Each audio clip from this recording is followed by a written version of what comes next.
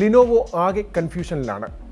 Motorola പോലെ mobile phone രംഗത്ത് ഐക്കോണിക്കായ ഒരു ബ്രാൻഡ് കയ്യിലിരുന്നിട്ടും അത് വേണ്ടവണ്ണം ഉപയോഗിക്കാൻ കഴിയാത്തതിൻ്റെ ആശയക്കുഴപ്പം ലിനോവോയെ ഏറെ നാളായി അലട്ടുകയാണ്. ഇരു ബ്രാൻഡുകളെയും ഏകോപിപ്പിച്ച് പ്രൊമോട്ട് ചെയ്യണോ, അതോ പ്രത്യേകം പ്രൊമോട്ട് ചെയ്യണോ, അതുമല്ലെങ്കിൽ മറ്റെന്തെങ്കിലും സ്ട്രാറ്റജി ആവിഷ്കരിക്കണോ? മൊത്തം കൺഫ്യൂഷൻ. ഒടുവിൽ മോട്ടോ ബൈ ലിനോവോ എന്ന ആശയത്തിൽ എത്തിയെങ്കിലും അവസാന നിമിഷം അതും വേണ്ടെന്ന് വെച്ചു. മോട്ടോറോളയുടെ സ്വന്തം നാടായ അമേരിക്കയിൽ പോലും തന്ത്രപരമായി നീങ്ങാൻ പുതിയ ഉടമകൾക്ക് കഴിഞ്ഞില്ല. ഫലം ആപ്പിളിനും സാംസങ്ങിനുമൊക്കെ പിന്നിലാവേണ്ടി വന്നു അമേരിക്കയിൽ മോട്ടോറോളയ്ക്ക്. ഒടുവിൽ മോട്ടോ എന്ന ബ്രാൻഡിൻ്റെ കീഴിൽ എല്ലാ ഡിവൈസുകളെയും കൊണ്ടുവരാം എന്ന തീരുമാനത്തിലേക്ക് ലിനോവോ എത്തി. പക്ഷേ ഇന്ത്യൻ വിപണിക്ക് വേണ്ടി മാത്രം മറ്റൊരു തന്ത്രമാണ് ഇപ്പോൾ ലിനോവോ നടപ്പാക്കുന്നത്.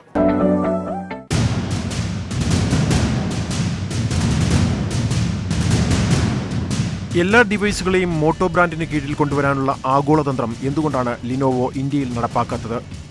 കാര്യം വളരെ സിമ്പിളാണ്, ഒപ്പം പവർഫുള്ളും. നിലവിൽ ലിനോവോയും മോട്ടോറോളയും ഇന്ത്യൻ സ്മാർട്ട് ഫോൺ വിപണിയിൽ നേടിക്കൊണ്ടിരിക്കുന്നത് വൻ വിജയമാണ്. 2016 ഇന്ത്യൻ സ്മാർട്ട് ഫോൺ വിപണിയിൽ 2ാം സ്ഥാനത്തെത്തിയത് ലിനോവോ മോട്ടോ ഫോണുകളാണ്. വിജയം ഒരു ശീലമായിരിക്കുമ്പോൾ പുതിയ തന്ത്രങ്ങൾ കൊണ്ടുവന്ന് ചൂതാട്ടം നടത്തേണ്ട കാര്യമില്ലല്ലോ.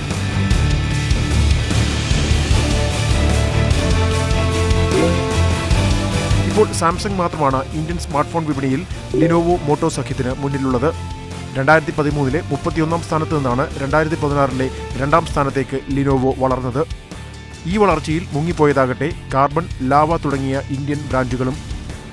ഏതായാലും മീഡിയം ഹൈ എൻഡ് ഫോണുകൾ മോട്ടോ ബ്രാൻഡിലും മിഡ് റേഞ്ച് ഫീച്ചർ ഫോണുകൾ ലിനോവോ ബ്രാൻഡിലും വിൽക്കുക എന്ന സ്ട്രാറ്റജി ഇന്ത്യയിലെങ്കിലും ലിനോവോയ്ക്ക് വൻ വിജയമായിരിക്കുകയാണ്.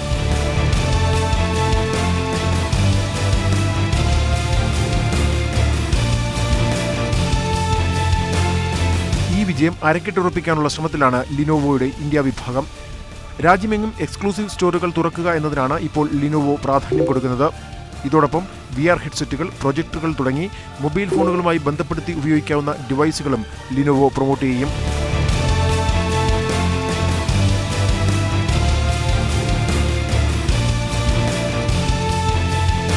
വില കുറഞ്ഞ 4G ഫോണുകൾ വിപണിയിൽ സർവ്വസാധാരണമായതോടെ ഫീച്ചർ ഫോണുകളിൽ നിന്നും സ്മാർട്ട് ഫോണുകളിലേക്ക് ഉപഭോക്താക്കൾ മാറുന്ന പ്രവണതയും കുറയുന്നുണ്ട്.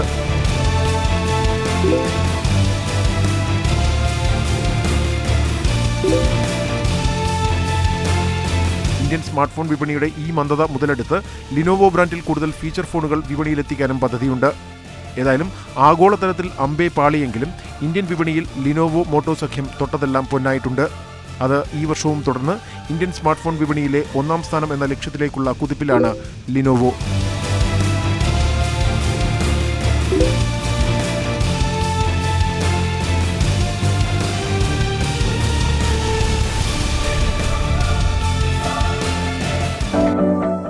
മൊബൈൽ വേൾഡ് കോൺഗ്രസിൽ അവതരിപ്പിക്കപ്പെട്ട ഫ്ലാഗ്ഷിപ്പ് മോഡലുകളെക്കുറിച്ച് ഏറെ പ്രേക്ഷകർ ആവശ്യപ്പെട്ടിരുന്നു.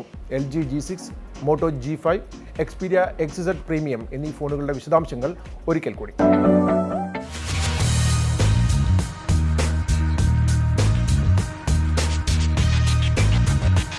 സോണിയുടെ പുതിയ ഹൈ എൻഡ് ഫോൺ എത്തുന്നത് 4GB റാമിലാണ്. 3230 mAh ബാറ്ററി. ക്വിക്ക് ചാർജ് ടെക്നോളജിയിലാണ് ഫോൺ എത്തുന്നത്. പവർ ബട്ടൺ തന്നെ ഫിംഗർ പ്രിന്റ് സ്കാനറായും പ്രവർത്തിക്കും.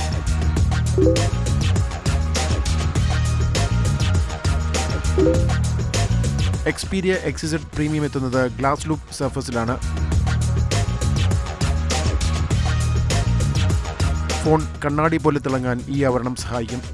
മോഷൻ ഐ എന്ന പുതിയ ക്യാമറ സിസ്റ്റമാണ് എക്സ്പീരിയ XZ പ്രീമിയം ഫോണിന്റെ മറ്റൊരു പ്രത്യേകത.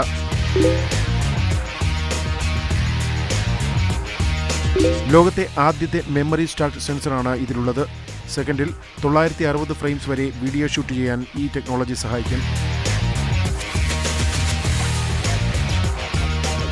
19 മെഗാപിക്സലാണ് പ്രധാന ക്യാമറയുടെ resolution. Steady shot, anti distortion shutter തുടങ്ങിയ സൗകര്യങ്ങൾ ക്യാമറയിലുണ്ട്. സെൽഫി ക്യാമറയുടെ റെസൊല്യൂഷൻ 13 മെഗാപിക്സലാണ്.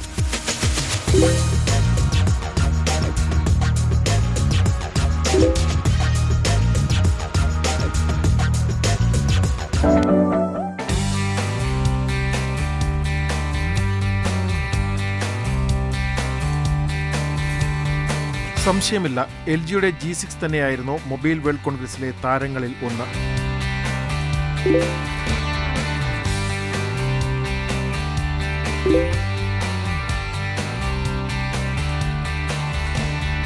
കഴിഞ്ഞ വർഷം G5-ൽ കൂടി അവതരിപ്പിച്ച modular concept LG വച്ചുപൂട്ടി.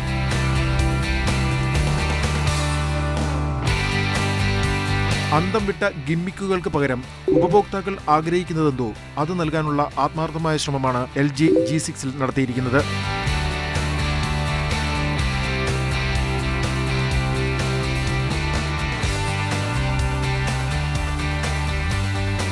Water proofing, മികച്ച ബാറ്ററി ലൈഫ്, മികച്ച വലിയ സ്ക്രീൻ, ഒറ്റ കൈകൊണ്ട് ഓപ്പറേറ്റ് ചെയ്യാനുള്ള അനായാസത തുടങ്ങി യൂസർ എൻഡിൽ ഉപയോഗപ്രദമായ ഫീച്ചറുകൾക്കാണ് G6-ൽ LG മുൻഗണന നൽകുന്നത്.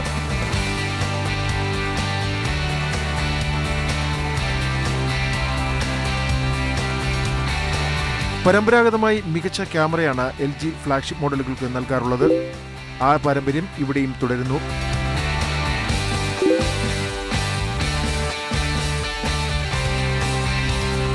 LGയുടെ വൈഡ് ആംഗിൾ ക്യാമറ കൂടുതൽ അനായാസമായി കൈകാര്യം ചെയ്യുന്ന തരത്തിലാണ് ഫോണിൽ ക്രമീകരിച്ചിട്ടുള്ളത്.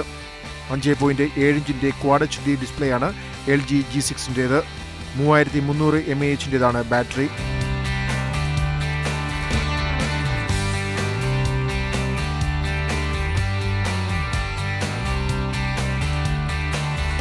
G6 അവതരിപ്പിക്കുന്നത് മുൻഗാമിയുടേതുപോലെ തന്നെ ഡ്യുവൽ ക്യാമറ സെറ്റപ്പാണ്. 125 ഡിഗ്രിയുടെ ഫീൽഡ് ഓഫ് വ്യൂ നൽകുന്ന വൈഡ് ആംഗിൾ ലെൻസാണ് ഒരു ക്യാമറയിൽ ഉപയോഗിക്കുന്നത്. 13 മെഗാപിക്സലാണ് രണ്ട് ക്യാമറകളുടെയും റെസൊല്യൂഷൻ.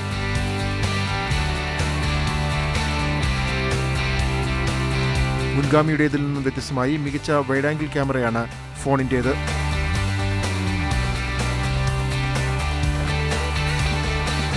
18:9 അനുപാതത്തിലെത്തുന്ന ഫുൾ വിഷൻ ഡിസ്പ്ലേയാണ് മറ്റൊരു വ്യത്യസ്തത. ഇന്ത്യൻ വിപണിയിലെത്തുമ്പോൾ 50,000 രൂപയാകും G6-നെന്നാണ് സൂചന. ഡിസൈനിൽ മുൻഗാമികളിൽ നിന്നും തികച്ചും വ്യത്യസ്തമാണ് മോട്ടോ G5-ഉം G5 Plus-ഉം.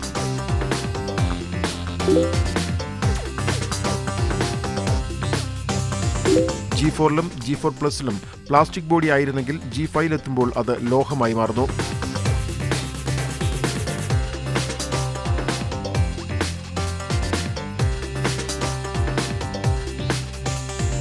.2 inch ഡിസ്പ്ലേയിലാണ് motto G5 Plus എത്തുന്നത്. 3000 mAh-ന്റേതാണ് ബാറ്ററി. ആൻഡ്രോയിഡ് നൗഗട്ടിലാണ് ഫോൺ എത്തുന്നത്.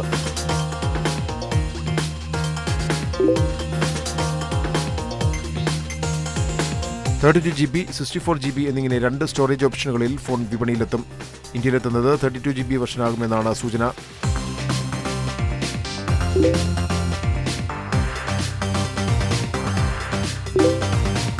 .12 മെഗാപിക്സലിൻ്റേതാണ് G5 Plus-ന്റെ മുൻ ക്യാമറ. ഫ്രണ്ട് ക്യാമറ ആകട്ടെ 5 മെഗാപിക്സലിൻ്റേതും.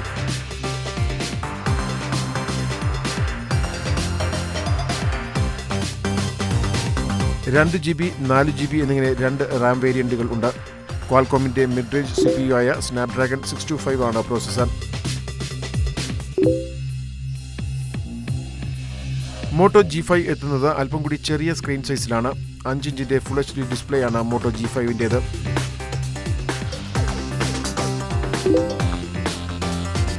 13 മെഗാപിക്സലിന്റെ പ്രധാന ക്യാമറയും 5 മെഗാപിക്സലിന്റെ ഫ്രണ്ട് ക്യാമറയുമാണ് മോട്ടോ G5-നുള്ളത്.